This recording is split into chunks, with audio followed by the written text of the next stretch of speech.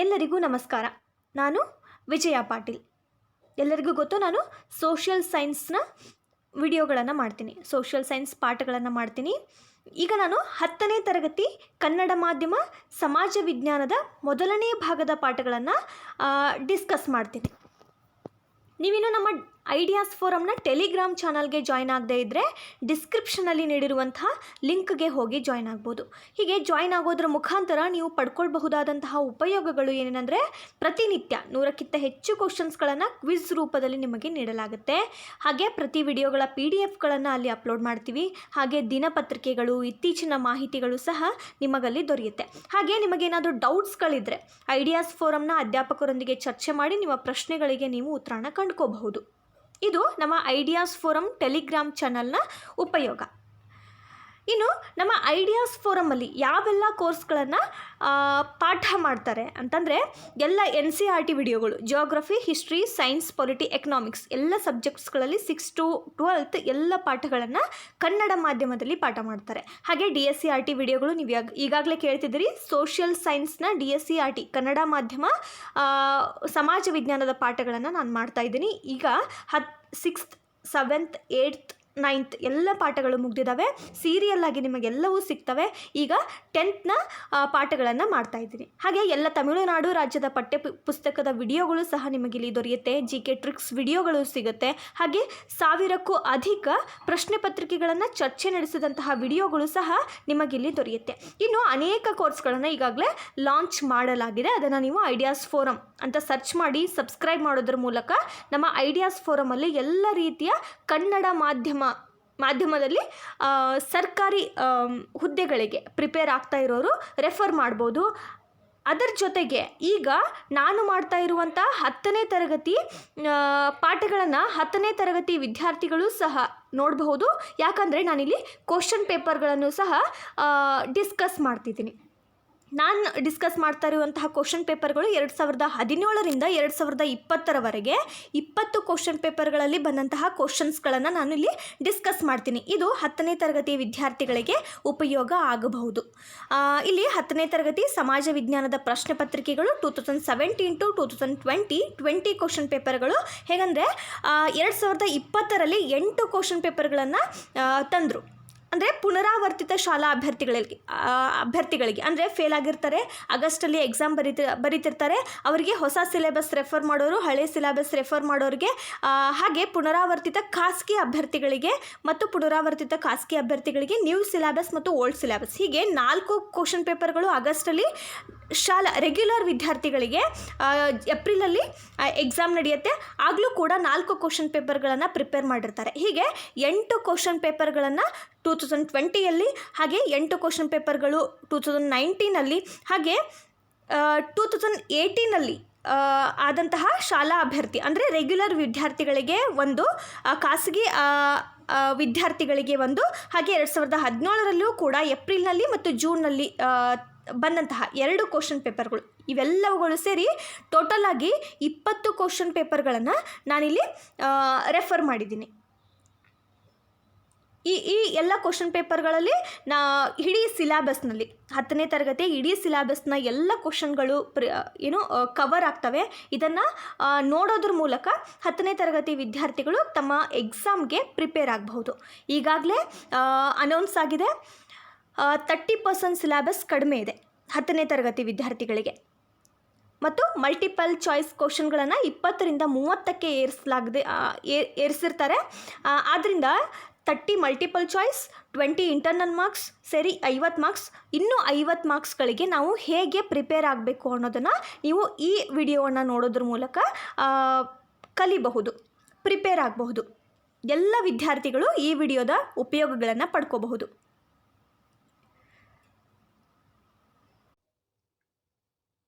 ಇವತ್ತು ನಾನು ಮಾಡ್ತಾ ಇರುವಂತಹ ಪಾಠ 10ನೇ ತರಗತಿ ಸಮಾಜ ವಿಜ್ಞಾನ ಭಾಗ 1ರಿಂದ ಭೂಗೋಳಶಾಸ್ತ್ರದ 6ನೇ ಅಧ್ಯಾಯದ 2ನೇ ಭಾಗ, ಭಾರತದ ಜಲ ಸಂಪನ್ಮೂಲಗಳು.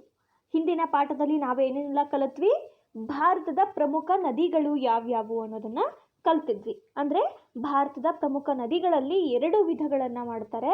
ಉತ್ತರ ಭಾರತದ ನದಿಗಳು, ಅದನ್ನು ಹಿಮಾಲಯದ ನದಿಗಳು ಅಂತಲೂ ಕೂಡ ಕರೀತಾರೆ. ಉತ್ತರ ಭಾರತದ ಪ್ರಮುಖ ನದಿಗಳು ಅಂತಂದರೆ ಸಿಂಧೂ ನದಿ, ಗಂಗಾ ನದಿ ಮತ್ತು ಬ್ರಹ್ಮಪುತ್ರ ನದಿ. ಹಾಗೆ ಎರಡನೇ ವಿಧ ದಕ್ಷಿಣ ಭಾರತದ ನದಿಗಳು, ಅದನ್ನು ಪರ್ಯಾಯ ಪ್ರಸ್ಥಭೂಮಿ ನದಿಗಳು ಅಂತಲೂ ಕೂಡ ಕರೀತಾರೆ. ಆಲ್ಮೋಸ್ಟ್ ಮೋರ್ ದೆನ್ ಮ್ಯಾಕ್ಸಿಮಮ್ ನದಿಗಳು ಏನು ಮಾಡ್ತವೆ, ಪಶ್ಚಿಮ ಘಟ್ಟಗಳಲ್ಲಿ ಉಗಮ ಹೊಂದೋದ್ರಿಂದ ಹೀಗೆ ಕರೆಯಲಾಗುತ್ತೆ. ಹಾಗೆ ಪೂರ್ವಕ್ಕೆ ಹರಿಯುವಂಥ ಈ ದಕ್ಷಿಣ ಭಾರತದ ನದಿಗಳನ್ನು 2 ವಿಭಾಗಗಳಾಗಿ ವಿಂಗಡಿಸ್ತಾರೆ. ಪೂರ್ವಕ್ಕೆ ಹರಿಯುವ ನದಿಗಳು ಮಹಾನದಿ, ಗೋದಾವರಿ, ಕೃಷ್ಣ ಮತ್ತು ಕಾವೇರಿ. ಹಾಗೆ ಎರಡನೇ ವಿಧ ಪಶ್ಚಿಮಕ್ಕೆ ಹರಿಯುವ ನದಿಗಳು ನರ್ಮದಾ, ತಾಪಿ ಮತ್ತು ಇತರ ಸಣ್ಣ ನದಿಗಳಾದಂತಹ ಸಬರ್ಮತಿ, ಮಾಂಡೋವಿ, ಜುವಾರಿ, ಬೆಡ್ತಿ, ಶರಾವತಿ, ಕಾಳಿ, ನೇತ್ರಾವತಿ, ಪೆರಿಯಾರ್ ನದಿಗಳು. ಮತ್ತು ಈ ಎಲ್ಲ ನದಿಗಳಿಗೆ ಸೇರುವಂತಹ ಉಪನದಿಗಳು ಯಾವ್ಯಾವು ಅವುಗಳನ್ನು ಕೂಡ ಈ ಪಾಠದಿಂದ ಕಲ್ತಿದ್ವಿ. ಹಾಗೆ ಭಾರತದ ನದಿ ವ್ಯವಸ್ಥೆ ಅಂದರೆ ಭಾರತದಲ್ಲಿ ಹರಿಯುವಂತಹ ನದಿಗಳನ್ನು ಮ್ಯಾಪ್ನಲ್ಲಿ ಕೂಡ ನೋಡಿದ್ವಿ. ಅಂದರೆ ಸಿಂಧೂ ನದಿ ಇಲ್ಲಿ ಹರಿದ್ರೆ ಪಾಕಿಸ್ತಾನವನ್ನು ಸೇರಿ ಬಂಗಾಳ ಕೊಲ್ಲಿಯನ್ನು ಸೇರುತ್ತೆ. ಹಾಗೆ ಅರಬ್ಬಿ ಸಮುದ್ರವನ್ನು ಸೇರುತ್ತೆ.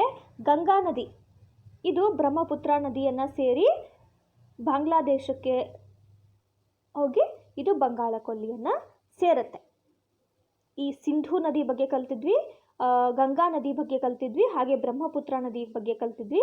ಹಾಗೆ ಈ ದಕ್ಷಿಣ ಭಾರತದ ನದಿಗಳಾದಂತಹ ಪೂರ್ವಕ್ಕೆ ಹರಿಯುವಂತಹ ಮಹಾನದಿ, ಗೋದಾವರಿ, ಕೃಷ್ಣ ಮತ್ತು ಕಾವೇರಿ ನದಿಗಳ ಬಗ್ಗೆ ಕಲ್ತಿದ್ವಿ.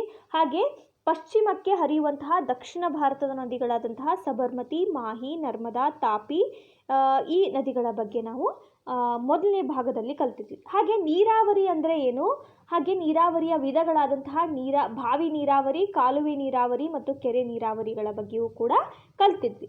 ಈ ಪಾಠದಲ್ಲಿ ನಾವು ಕಲಿಯುವಂತಹ ಒಂದು ಅಂಶ ಅಂತಂದರೆ ಅದು ವಿವಿಧೋದ್ದೇಶ ನದಿ ಕಣಿವೆ ಯೋಜನೆಗಳು. ವಿವಿಧೋದ್ದೇಶ ನದಿ ಕಣಿವೆ ಯೋಜನೆಗಳು ವಿವಿಧ ಉದ್ದೇಶಗಳನ್ನು ಪೂರೈಸುವಂತಹ ನದಿ ಕಣಿವೆ ಯೋಜನೆಗಳನ್ನು ಏನಂತ ಕರಿತೀವಿ, ವಿವಿಧೋದ್ದೇಶ ನದಿ ಕಣಿವೆ ಯೋಜನೆಗಳು ಅಂತ ಕರೆಯಲಾಗುತ್ತೆ. ಇಂತಹ ಯೋಜನೆಗಳ ಉದ್ದೇಶ ಅಂತಂದರೆ ನೀರಾವರಿ ಪೂರೈಕೆಯನ್ನು ಮಾಡೋದು. ಕೃಷಿ ಭೂಮಿಗೆ ಆಗಲಿ ಕೈಗಾರಿಕೆಗಳಿಗೆ ಆಗಲಿ ಈ ನೀರಾವರಿ ಪೂರೈಕೆಯನ್ನು ಮಾಡೋದು, ಹಾಗೂ ಪ್ರವಾಹಗಳ ನಿಯಂತ್ರಣವನ್ನು ಮಾಡೋದು. ಆಣೆಕಟ್ಟೆಗಳನ್ನು ನಿರ್ಮಾಣ ಮಾಡಿ ಅಲ್ಲಿ ನದಿ ಪ್ರವಾಹಗಳ ನಿಯಂತ್ರಣವನ್ನು ಮಾಡಲಾಗುತ್ತೆ. ಹಾಗೆ ಜಲವಿದ್ಯುತ್ ತಯಾರಿಕೆ, ಈ ಜಲಪಾತಗಳ ಮೂಲಕ ಜಲವಿದ್ಯುತ್ ತಯಾರಿಕೆಗಳಿಗೂ ಕೂಡ ಹಲವಾರು ಯೋಜನೆಗಳನ್ನು ರೂಪಿಸಲಾಗಿದೆ. ಇನ್ನು ಮಣ್ಣಿನ ಸವೆತ ನಿಯಂತ್ರಣ ಮಾಡುವ ಉದ್ದೇಶದಿಂದ ಒಳನಾಡಿನ ನೌಕಾಯಾನಕ್ಕಾಗಿ, ಒಳನಾಡಿನ ಮೀನುಗಾರಿಕೆಗಾಗಿ ಮತ್ತು ಮನರಂಜನೆ ಸೌಲಭ್ಯಕ್ಕಾಗಿ, ಹಾಗೆ ಗೃಹ ಬಳಕೆ, ಕೈಗಾರಿಕೆ, ನೀರುಗಳ ಪೂರೈಕೆ, ಕೈಗಾರಿಕೆಗಳಿಗೆ ನೀರನ್ನು ಪೂರೈಸೋದು, ಹಾಗೆ ನಿರುಪಯುಕ್ತ ಭೂಮಿ ಇರುತ್ತೆ ಅದನ್ನು ಕೃಷಿ ಭೂಮಿಯಾಗಿ ಪರಿವರ್ತನೆ ಮಾಡೋದಕ್ಕೆ ಅಲ್ಲಿ ನೀರಾವರಿ ವ್ಯವಸ್ಥೆ ಬೇಕಾಗಿರುತ್ತೆ. ಅಲ್ಲಿಯೂ ಕೂಡ ಈ ರೀತಿಯ ಉದ್ದೇಶವನ್ನು ಕೂಡ ಈ ವಿವಿಧೋದ್ದೇಶ ನದಿ ಕಣಿವೆ ಯೋಜನೆಗಳು ಮಾಡಿಕೊಡ್ತವೆ, ಉಪಯೋಗ ಆಗ್ತವೆ ಇಲ್ಲಿ. ಇನ್ನು ಅರಣ್ಯ ಪೋಷಣೆಯ ಸಲುವಾಗಿಯೂ ಕೂಡ ಹಲವಾರು ಯೋಜನೆಗಳನ್ನು ಸರ್ಕಾರ ರೂಪಿಸಿದೆ. ಈ ಎಲ್ಲ ಉದ್ದೇಶಗಳಿಗಾಗಿ ನೀರಿನ ಮೇಲೆ ಹಲವಾರು ಯೋಜನೆಗಳನ್ನು ರೂಪಿಸ್ತಾರೆ. ನದಿಗಳಿಗೆ ಹಾಗೆ ವಿವಿಧ ನೀರಾವರಿ ಪೂರೈಕೆ ಮಾಡುವಂತಹ ನೈಸರ್ಗಿಕ ಸಂಪತ್ತಿಗೆ ಯೋಜನೆಗಳನ್ನು ರೂಪಿಸ್ತಾರೆ. ಅವುಗಳನ್ನು ವಿವಿಧೋದ್ದೇಶ ನದಿ ಕಣಿವೆ ಯೋಜನೆಗಳು ಅಂತ ಕರೆಯಲಾಗುತ್ತೆ. ಅವುಗಳ ಉದ್ದೇಶಗಳನ್ನು, ಹಲವಾರು ಉದ್ದೇಶಗಳನ್ನು ನಾವಿಲ್ಲಿ ನೋಡಿದ್ವಿ. ಈ ಭಾರತದಲ್ಲಿ ಯೋಜಿಸಿದಂತಹ ವಿವಿಧೋದ್ದೇಶ ನದಿ ಕಣಿವೆ ಯೋಜನೆಗಳು ಯಾವ್ಯಾವು ಅನ್ನೋದನ್ನು ಇಲ್ಲಿ ಒಂದೊಂದಾಗಿ ನಾವು ಕಲಿತಾ ಹೋಗ್ತೀವಿ. ಮೊದಲೇದು ದಾಮೋದರ್ ನದಿ ಕಣಿವೆ ಯೋಜನೆ. ಭಾರತದ ಮೊಟ್ಟ ಮೊದಲ ವಿವಿಧೋದ್ದೇಶ ನದಿ ಕಣಿವೆ ಯೋಜನೆ ಅಂತ ದಾಮೋದರ್ ನದಿ ಕಣಿವೆ ಯೋಜನೆಯನ್ನು ಕರೆಸ್ಕೊಳ್ಳುತ್ತೆ. ಅಮೇರಿಕಾ ಸಂಯುಕ್ತ ಸಂಸ್ಥಾನ ಮಾಡಿದಂತಹ ಟೆನಿಸ್ಸಿ ಕಣಿವೆ ಅಂತ ಅಮೇರಿಕಾ ಸಂಯುಕ್ತ ಸಂಸ್ಥಾನ ಮಾಡ್ತು. ಈ ಟೆನಿಸ್ಸಿ ಕಣಿವೆಯ ಯೋಜನೆಯನ್ನು ಮಾದರಿಯಾಗಿಟ್ಕೊಂಡು ದಾಮೋದರ್ ನದಿ ಕಣಿವೆ ಯೋಜನೆಯನ್ನು ರೂಪಿಸಿದ್ರು. ಇನ್ನು ಈ ದಾಮೋದರ್ ನದಿಯನ್ನು ಬಂಗಾಳದ ದುಃಖಕಾರಿ ನದಿ ಅಂತ ಕರೆಯಲಾಗುತ್ತೆ. ಯಾಕಂದರೆ ಮಳೆಗಾಲದಲ್ಲಿ ಈ ನದಿ ಪ್ರವಾಹದಿಂದ ಉಕ್ಕಿ ಹರಿಯುತ್ತೆ. ಆಗ ಏನಾಗುತ್ತೆ, ಬೆಳೆಗಳು ಹಾಗೆ ಜನವಸತಿಗಳಿಗೆ ಹಾನಿಯಾಗುತ್ತೆ. ಇದನ್ನು ನಿಯಂತ್ರಣ ಮಾಡೋದಕ್ಕೋಸ್ಕರ ವಿವಿಧ ಉದ್ದೇಶಗಳಿಗಾಗಿ ಈ ದಾಮೋದರ್ ನದಿ ಕಣಿವೆ ಯೋಜನೆಗಳನ್ನು ಕೈಗೊಳ್ಳಲಾಯಿತು. ಈ ಯೋಜನೆಯ ಪ್ರಮುಖ ಉದ್ದೇಶ ಅಂತಂದರೆ ಪ್ರವಾಹ ನಿಯಂತ್ರಣವನ್ನು ಮಾಡೋದು. ಈಗಾಗಲೇ ನೋಡಿದ್ವಿ, ದಾಮೋದರ್ ನದಿ ತುಂಬಿದ್ರೆ ಏನಾಗುತ್ತೆ, ಕೃಷಿಗೆ ಹಾನಿಯನ್ನುಂಟು ಮಾಡುತ್ತೆ, ಇನ್ನು ವಸತಿಗೆ ಹಾನಿಯನ್ನುಂಟು ಮಾಡುತ್ತೆ. ಇದನ್ನು ತಪ್ಪಿಸೋದಕ್ಕೋಸ್ಕರ ದಾಮೋದರ್ ನದಿ ಕಣಿವೆ ಯೋಜನೆಯನ್ನು ರೂಪಿಸಿದ್ರು ಅಂತ ನೋಡಿದ್ವಿ. ಆದ್ದರಿಂದ ಇದರ ಉದ್ದೇಶ ಪ್ರವಾಹ ನಿಯಂತ್ರಣ, ನೀರಾವರಿ ಪೂರೈಕೆ, ನೌಕಾಯಾನ, ಜಲವಿದ್ಯುತ್ ಶಕ್ತಿಯ ಉತ್ಪಾದನೆ, ಈ ಅರಣ್ಯದ ಪೋಷಣೆ, ಮಣ್ಣಿನ ಸವೆತ ನಿಯಂತ್ರಣ, ಗಣಿಗಾರಿಕೆ ಮತ್ತು ಕೈಗಾರಿಕೆಗಳ ಅಭಿವೃದ್ಧಿ, ಒಳನಾಡಿನ ಮೀನುಗಾರಿಕೆಯ ಪ್ರಗತಿ ಇತ್ಯಾದಿಗಳ ಉದ್ದೇಶದಿಂದ ದಾಮೋದರ್ ನದಿ ಕಣಿವೆ ಯೋಜನೆಯನ್ನು ಭಾರತದಲ್ಲಿ ಮೊಟ್ಟ ಮೊದಲನೆಯ ಬಾರಿಗೆ ಅಮೆರಿಕ ಸಂಯುಕ್ತ ಸಂಸ್ಥಾನದ ಟೆನೆಸಿ ಕಣಿವೆ ಯೋಜನೆಯನ್ನು ಮಾದರಿಯಾಗಿಟ್ಕೊಂಡು ರೂಪಿಸಲಾಯಿತು. ಇವೆಲ್ಲ ಉದ್ದೇಶಗಳು ಈ ದಾಮೋದರ್ ನದಿ ಕಣಿವೆ ಯೋಜನೆಯ ಉದ್ದೇಶಗಳು. ಇದು ಬಿಹಾರ್ ಮತ್ತು ಪಶ್ಚಿಮ ಬಂಗಾಳ ರಾಜ್ಯ ಸರ್ಕಾರಗಳ ಸಂಯೋಜಿತ ಯೋಜನೆ ಅಂತ ಕರೆಸ್ಕೊಳ್ಳುತ್ತೆ. ಇದು ಬಿಹಾರ್ ಮತ್ತು ಪಶ್ಚಿಮ ಬಂಗಾಳ ಎರಡೂ ರಾಜ್ಯದ ಸರ್ಕಾರಗಳು ಕೂಡ ಕೂಡಿ ನಿರ್ಮಿಸಿದಂತಹ ಯೋಜನೆ ಇದು. ಅದನ್ನು ದಾಮೋದರ್ ಮತ್ತು ಅದರ ಉಪನದಿಗಳಿಗೆ ನಿರ್ಮಿಸಲಾಗಿದೆ. ದಾಮೋದರ್ ಮತ್ತು ಉಪನದಿಗಳಿಗೆ ಈ ದಾಮೋದರ್ ನದಿ ಕಣಿವೆ ಯೋಜನೆಗಳನ್ನು ನಿರ್ಮಿಸಲಾಗಿದೆ. ಈ ಯೋಜನೆಯೇ ತಿಲೈಯ, ಕೋನಾರ್, ಮೈಥಾನ್, ಪಂಚತೀಲ್ ಅನ್ನುವಂಥಲ್ಲಿ 4 ಆಣೆಕಟ್ಟುಗಳನ್ನು ಹೊಂದಿದೆ. ದಾಮೋದರ್ ನದಿಯ ಆಣೆಕಟ್ಟುಗಳು 4. ಅವು ಯಾವ್ಯಾವು ಅಂದರೆ ಎಲ್ಲೆಲ್ಲಿ ಇವೆ ಅಂದರೆ ತಿಲೈಯ, ಕೋನಾರ್, ಮೈಥಾನ್, ಪಂಚತೀಲ್. ಈ 4 ಕಡೆ 4 ಆಣೆಕಟ್ಟುಗಳನ್ನು ಈ ದಾಮೋದರ್ ನದಿ ಕಣಿವೆ ಯೋಜನೆಯ ಅಡಿಯಲ್ಲಿ ನಿರ್ಮಿಸಲಾಗಿದೆ. ಇನ್ನು ಇದರ ಅಡಿಯಲ್ಲಿ ದಾಮೋದರ್ ನದಿ ಕಣಿವೆ ಯೋಜನೆಯ ಅಡಿಯಲ್ಲಿ ಇರುವಂತಹ 3 ಥರ್ಮಲ್ ವಿದ್ಯುತ್ ಕೇಂದ್ರಗಳು ಅಂತಂದರೆ ಅವು ಬೊಕಾರೋ, ದುರ್ಗಾಪುರ ಮತ್ತು ಚಂದ್ರಾಪುರ.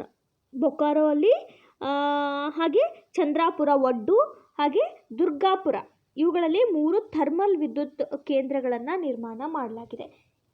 4 ಆಣೆಕಟ್ಟುಗಳು ಅಂದರೆ ಅವು ತಿಲೈಯ, ಕೋನಾರ್, ಮೈಥಾನ್, ಪಂಚತೀಲ್ಗಳಲ್ಲಿ 4 ಆಣೆಕಟ್ಟುಗಳು ಮತ್ತು ಬೊಕಾರೋ, ದುರ್ಗಾಪುರ, ಚಂದ್ರಾಪುರ ಇವುಗಳಲ್ಲಿ 3 ಥರ್ಮಲ್ ವಿದ್ಯುತ್ ಕೇಂದ್ರಗಳು ದಾಮೋದರ್ ನದಿ ಕಣಿವೆ ಯೋಜನೆಯ ಅಡಿಯಲ್ಲಿ ಬರುವಂತಹ ಆಣೆಕಟ್ಟುಗಳು ಮತ್ತು ಥರ್ಮಲ್ ವಿದ್ಯುತ್ ಕೇಂದ್ರಗಳು.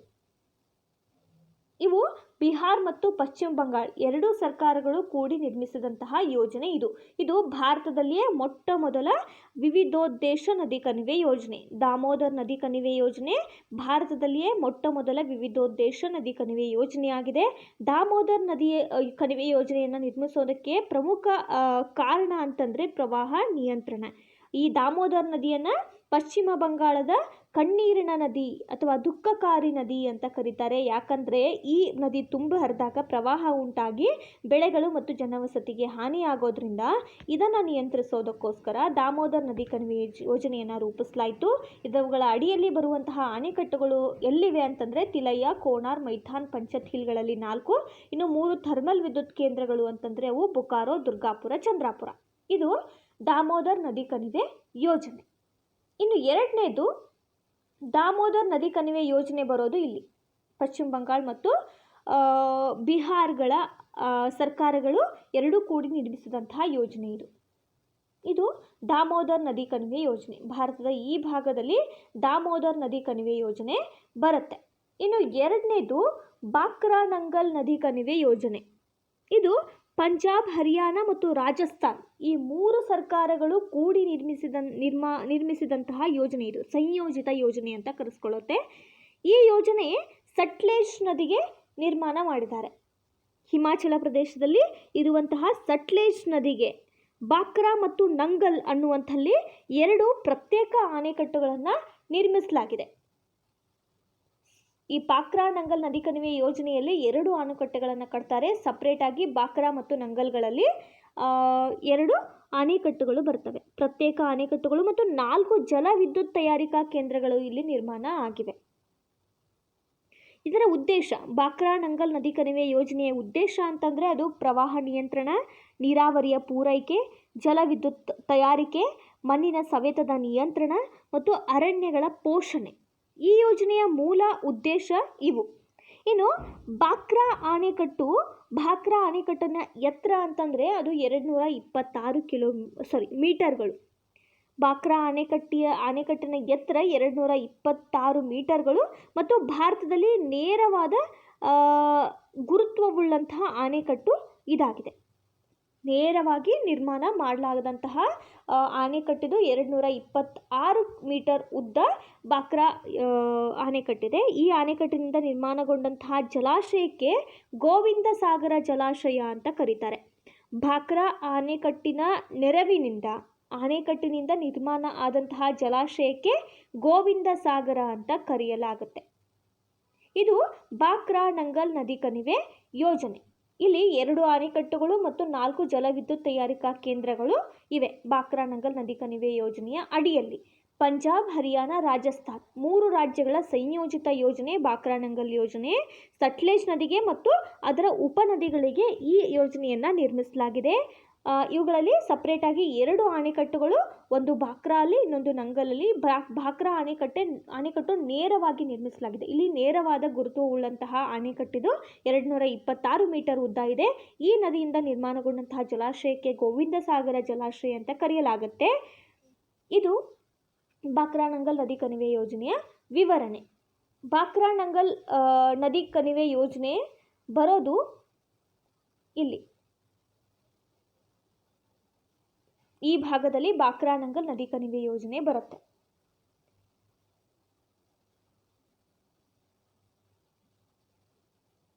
ಇದು ದಾಮೋದರ್ ನದಿ ಕಣಿವೆ ಯೋಜನೆ. ಇನ್ನು 3ನೇದು ಹಿರಾಕುಡ್ ಯೋಜನೆ. ಒಡಿಶಾದ ಅತ್ಯಂತ ಪ್ರಮುಖ ವಿವಿಧೋದ್ದೇಶ ನದಿ ಕಣಿವೆ ಯೋಜನೆ ಅಂತ ಹಿರಾಕುಡ್ ನದಿ ಕಣಿವೆ ಯೋಜನೆ ಕರೆಸ್ಕೊಳ್ಳುತ್ತೆ. ಈ ಯೋಜನೆಯಲ್ಲಿ ಮಹಾನದಿಗೆ 3 ಅಣೆಕಟ್ಟುಗಳನ್ನು ಕಟ್ತಾರೆ. ಮಹಾನದಿಗೆ ಕಟ್ಟಿದಂತಹ ಯೋಜನೆ ಇದು. ಹಿರಾಕುಡ್ ಯೋಜನೆ ಮಹಾನದಿಗೆ ನಿರ್ಮಿಸಲಾಗಿದೆ. ಇಲ್ಲಿ 3 ಅಣೆಕಟ್ಟುಗಳನ್ನು ಕಟ್ತಾರೆ. ಹಿರಾಕುಡ್, ತಿಕಾರಾಪುರ್, ನಾರಾಜ್ ಅನ್ನುವಂಥಲ್ಲಿ 3 ಕಡೆ ಹಿರಾಕುಡ್, ತಿಕಾರಾಪಾರ್ ಆ್ಯಂಡ್ ನಾರಾಜ್ಗಳಲ್ಲಿ 3 ಅಣೆಕಟ್ಟುಗಳನ್ನು ನಿರ್ಮಿಸಿದ್ದಾರೆ ಮತ್ತು 2 ಜಲವಿದ್ಯುತ್ ಕೇಂದ್ರಗಳು ಕೂಡ ಇಲ್ಲಿ ನಿರ್ಮಾಣ ಆಗಿವೆ.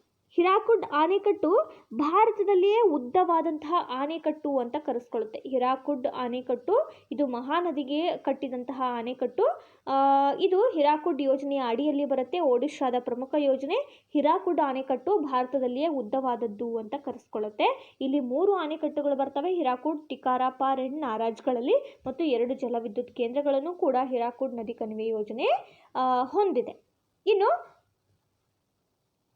ಹಿರಾಕುಡ್ ಯೋಜನೆ ಬರೋದು ಇಲ್ಲಿ ದಾಮೋದರ್ ಕೆಳಗೆ ಹಿರಾಕುಡ್ ನದಿ ಯೋಜನೆ ಬರುತ್ತೆ. ಇನ್ನು ತುಂಗಭದ್ರಾ ಯೋಜನೆ. ಇದು ಕರ್ನಾಟಕ ಮತ್ತು ಆಂಧ್ರ ಪ್ರದೇಶ್ ಅಂದರೆ ಕರ್ನಾಟಕ ತೆಲಂಗಾಣಗಳ ಸಂಯೋಜಿತ ಯೋಜನೆ ಇದು. ಇದರ ಪ್ರಮುಖ ಉದ್ದೇಶ ಅಂತಂದರೆ ನೀರಾವರಿಯ ಪೂರೈಕೆ, ಜಲವಿದ್ಯುತ್ ತಯಾರಿಕೆ ಮತ್ತು ಒಳನಾಡಿನ ಮೀನುಗಾರಿಕೆಯ ಅಭಿವೃದ್ಧಿ, ಇವೆಲ್ಲ ಉದ್ದೇಶಗಳಿಂದ ತುಂಗಭದ್ರಾ ಯೋಜನೆಯನ್ನು ರೂಪಿಸಲಾಗಿದೆ. ಈ ಯೋಜನೆ 1 ಅಣೆಕಟ್ಟು ಮತ್ತು 3 ಜಲವಿದ್ಯುತ್ ತಯಾರಿಕಾ ಕೇಂದ್ರಗಳನ್ನು ಒಳಗೊಂಡಿದೆ. ಈ ಅಣೆಕಟ್ಟನ್ನು ಕಟ್ಟಿದಂತಹ ನದಿ ಯಾವ ನದಿಗೆ ಕಟ್ಟಲಾಗಿದೆ ಅಂತಂದರೆ ತುಂಗಭದ್ರಾ ನದಿ. ಇದು ಕೃಷ್ಣಾ ನದಿಯ ಉಪನದಿಯಾದಂತಹ ತುಂಗಭದ್ರಾ ನದಿಗೆ ಕಟ್ಟಲಾದಂತಹ ಒಂದು ಯೋಜನೆ. ಇದು ಕರ್ನಾಟಕದ ಬಳ್ಳಾರಿ ಜಿಲ್ಲೆಗೆ ಸೇರಿದಂತಹ ಹೊಸಪೇಟೆ ಬಳಿ ಮಲ್ಲಾಪುರಂನಲ್ಲಿ ನಿರ್ಮಾಣ ಆಗಿದೆ. ಇದರಿಂದ ನಿರ್ಮಾಣಗೊಂಡಂತಹ ಜಲಾಶಯಕ್ಕೆ ಕರೆಯುವಂತಹ ಹೆಸರು ಪಂಪಸಾಗರ. ತುಂಗಭದ್ರಾ ಕಟ್ಟಿನ ಅಡಿಯಲ್ಲಿ ಬರುವಂತಹ ಜಲಾಶಯಕ್ಕೆ ಪಂಪಸಾಗರ ಜಲಾಶಯ ಅಂತ ಕರೀತಾರೆ. ತುಂಗಭದ್ರಾ ಯೋಜನೆ ಕರ್ನಾಟಕ ಮತ್ತು ಆಂಧ್ರ ಪ್ರದೇಶಗಳ ಸಂಯೋಜಿತ ಯೋಜನೆ. 1 ಅಣೆಕಟ್ಟನ್ನು ಮತ್ತು 3 ಜಲವಿದ್ಯುತ್ ತಯಾರಿಕಾ ಕೇಂದ್ರಗಳನ್ನು ಒಳಗೊಂಡಿದೆ.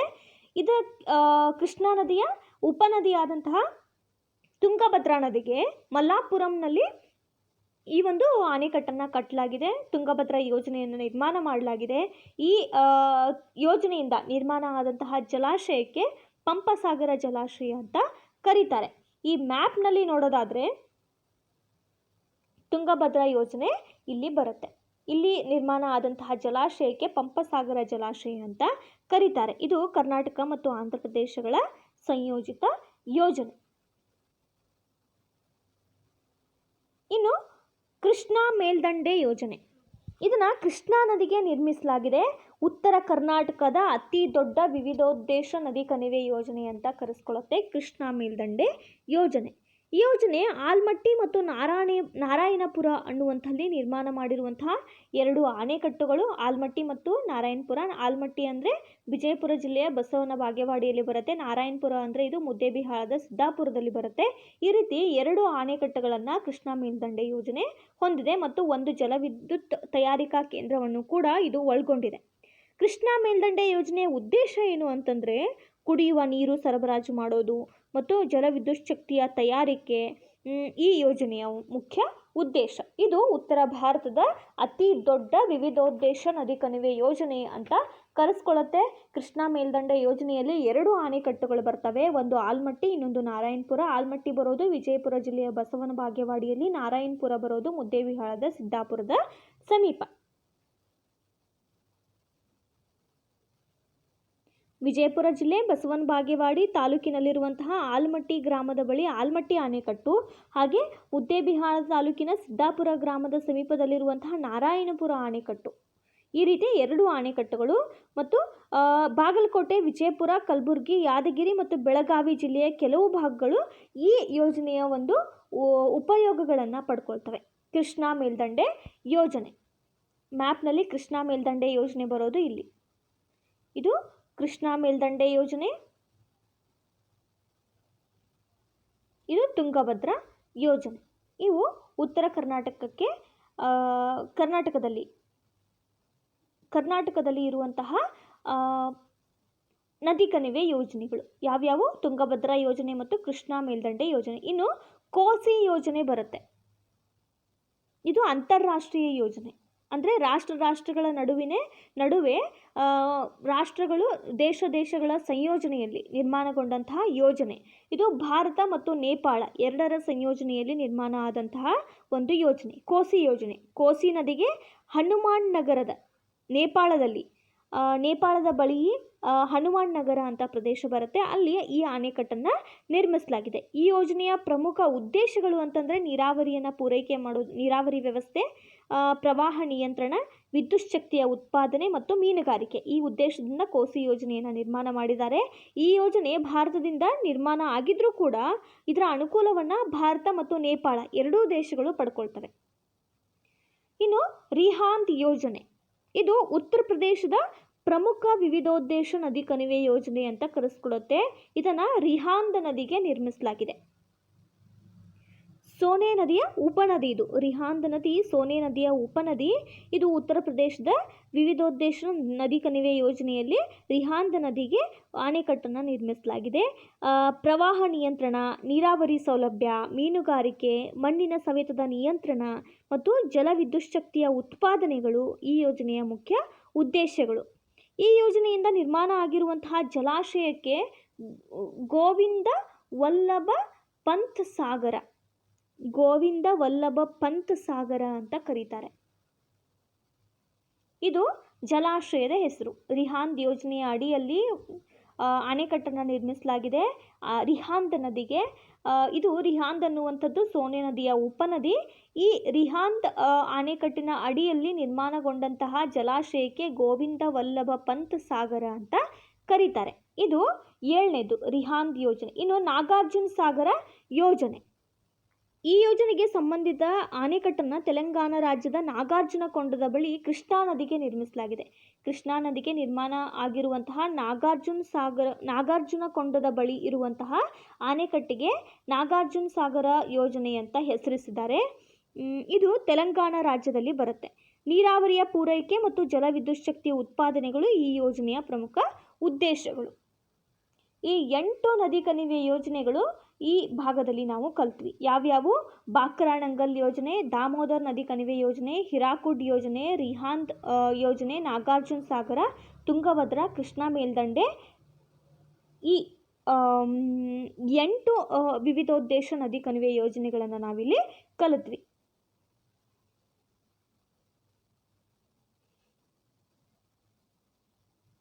ಇನ್ನು ಮುಂದಿನ ಭಾಗದಲ್ಲಿ 10ನೇ ತರಗತಿ ವಿದ್ಯಾರ್ಥಿಗಳಿಗೆ ಈ ಪಾಠದ ಮೇಲೆ ಈ 20 ಕ್ವಶನ್ ಪೇಪರ್ಗಳಲ್ಲಿ ಬಂದಂತಹ ಕ್ವಶನ್ಗಳನ್ನು ಡಿಸ್ಕಸ್ ಮಾಡೋಣ.